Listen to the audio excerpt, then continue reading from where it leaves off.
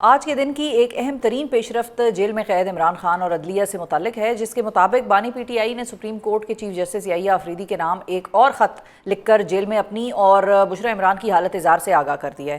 Media reports کے مطابق عمران خان کی جانب سے لکھا گیا خط ان کی ہمشیرہ علیمہ خان نے چیف جسٹس یحییٰ آفریدی کو آج ان سے چیف جسٹس کے چیمبر میں ملاقات کے دوران پہنچایا، جس میں عمران خان نے یہ موقف اپنایا ہے کہ انصاف کے دروازے ان پر اور ان کی اہلیہ پر بند کر دیے گئے ہیں۔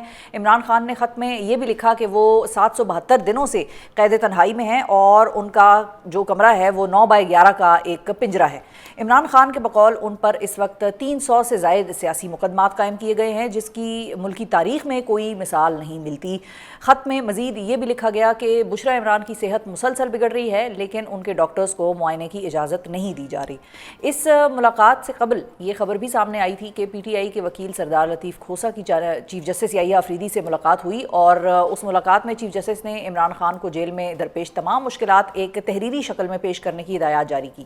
اس کے ساتھ ساتھ یہ خبر بھی سامنے آئی کہ عمران خان اور بشریٰ عمران کی 190 ملین پاؤنڈ کیس میں سزا معطلی کی اپیل اسلام آباد ہائی کورٹ میں 25 ستمبر کو سماعت کے لیے مقرر کر دی گئی ہے، جبکہ دوسری جانب توشہ خانہ 2 کیس بھی بہت تیزی کے ساتھ اپنے اختتام کی جانب بڑھ رہا ہے، اور عمران خان کو یہ خدشہ ہے کہ ان کو اس کیس میں بھی سزا سنائی جائے گی۔ جبکہ 27 ستمبر کو پشاور میں پی ٹی آئی اب عمران خان کی ہدایت پر ایک جلسہ بھی کرنے جا رہی ہے۔ عمران خان اور پی ٹی آئی کو اب عدلیہ سے کیا امیدیں ہیں اور پی ٹی آئی کا آنے والے دنوں کا سیاسی روڈ میپ کیا ہوگا، اس حوالے سے گفتگو کرنے کے لیے ہمارے ساتھ موجود ہیں پاکستان تحریک انصاف کے مرکزی سیکریٹری اطلاعات شیخ وقاص اکرم صاحب۔ السلام علیکم شیخ صاحب۔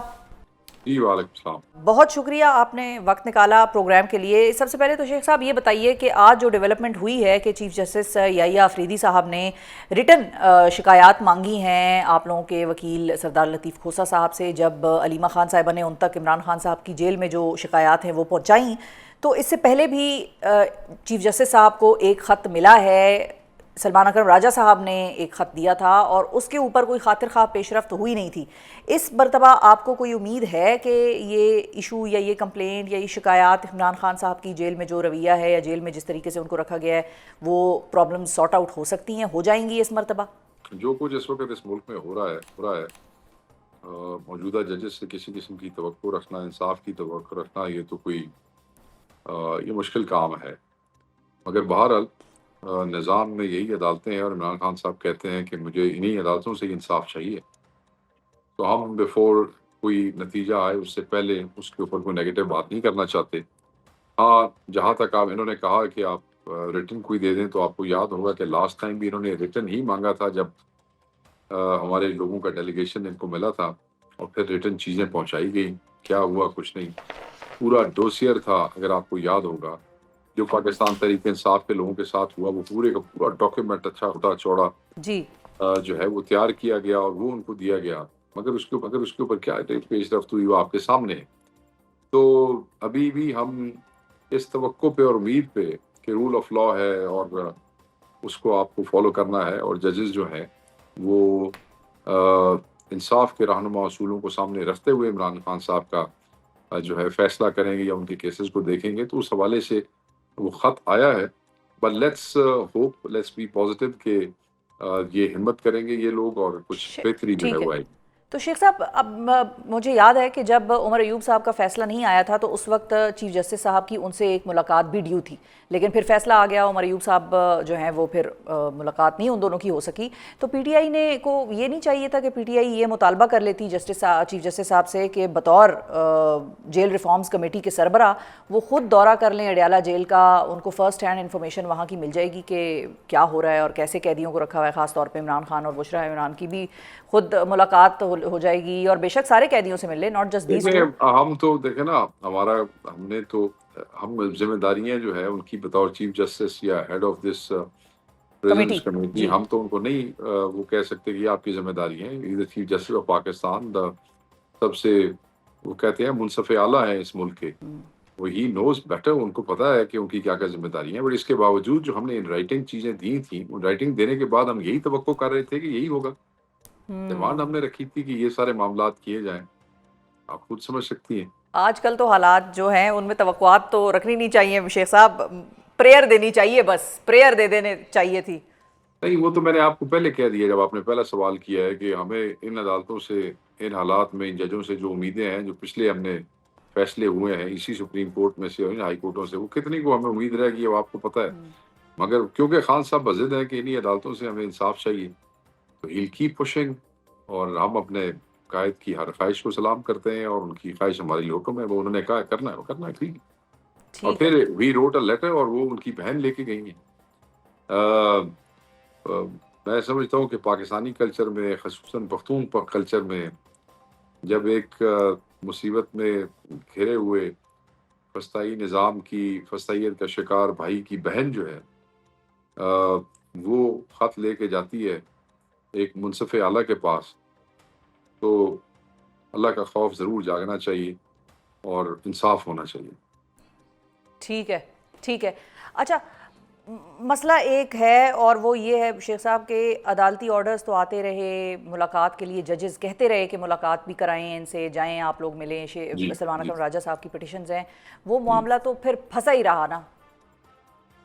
وہ جیل معاملے ابھی سپرنٹینڈنٹ پہ تک بات پھنسے آ ہوئے ہیں. جاتی ہے لوگوں کے اور پاس جیل لوگوں کے سپرنٹینڈنٹ کو پاس پھر نہ مطلب. لوگوں کے پاس آرڈرز ہیں شفا، لوگوں کے پاس آرڈرز ہیں، ہائی کورٹ کے آرڈرز ہیں. پھر اس کے بعد ان آرڈرز کے لیے جیل سپرنٹینڈنٹ پیش ہوتا رہا ہے. اس کے بعد بھی لوگ جاتے رہے ہیں، ملاقات نہیں ہوئی. پھر انہوں نے کنٹمپٹ آف کورٹ انووک کی ہے، اور وہ بھی چل رہی ہیں، ان پہ بھی آرڈر آ گئے ہیں. جی. یہ تو نظام شزام والا کھاتا کوتا تو کوئی نہیں رہ گیا. اور اچھا شیخ صاحب یہ بتائیے کہ آج ایک اور قسم کی ہیڈ لائنز ہم نے دیکھی اور میں نے یہ رکھا ہوا تھا سوال کہ یہ میں آپ سے ضرور پوچھوں گی کہ توشہ خانہ کیس 2 کی جو سماعت چل رہی ہے اس وقت اور اس میں گواہان کے پیش ہونے کا معاملہ ہے، گواہیوں کے حوالے سے آپ بتا سکتے ہیں کہ پی ٹی آئی کا موقف کیا ہے، بجائے اس کے کہ میں کسی کو کوٹ کروں کہ کون کیا کہہ رہا تھا یا کس نے کیا گواہی دی. میں آپ سے ڈائریکٹلی پوچھ رہی ہوں کہ اندر جو گواہیاں دی گئی ہیں 2 لوگوں کی طرف سے، وہ انہوں نے کہا کیا، آپ لوگوں تک کیا انفارمیشن پہنچی آپ لوگوں کی دیکھیں لیگل جی، وہ ٹیم تو یا بڑا کسی کی طرف سے؟ سمپل ہے. جو گواہیاں تھیں اس میں تو کیس ختم ہو جانا چاہیے. وہ عمران وہ خان جو صاحب کے حق میں وہ تھیں یا جو ان کے خلاف تھی گواہیاں؟ نہیں نہیں، وہ تو حق میں جاتی ہیں نا. ایویلویشن جس آدمی سے انہوں نے کروائی، اس نے کہا جی میں نے فزیکلی آئٹم دیکھا ہی کوئی نہیں ہے، میں نے تو تصویر دیکھ کے ایویلویشن کر دی.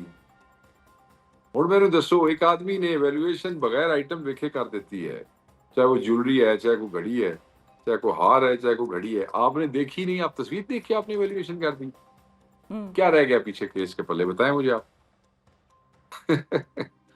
کیس 1 میں بھی شیخ صاحب ویسے یہی ہوا تھا، پھر اس کے بعد سزا ہوئی تھی which is why I think کہ خان صاحب بھی اب جج بن گئے ہیں، وکیل بھی بن گئے ہیں، ان کو پتہ ہے کہ بھئی یہ دیکھیں اب یہ جو پریسیڈنٹ سیٹ سزائیں کر ہوئی دیا ہیں، انہوں نے میرے اب لیے. یہ جو ٹرائل چل رہے ہیں، ہم نے ان کے حوالے سے بھی اپلیکیشنیں ہائی کورٹ میں دی ہوئی ہیں کہ وہ ٹرائل جو ہے ان کو اس تناظر میں آگے نہیں چلنا چاہیے، مگر ہائی کورٹ کے اندر وہ پینڈنگ پڑی ہوئی ہیں اور یہاں ٹرائل ڈیلی چل رہا ہے. اور دس سکی کریے، اچھا ہر جگہ پہ ہمیں فائٹ کرنا پڑ رہا ہے، ہر فرنٹ پہ کرنا پڑ رہا ہے.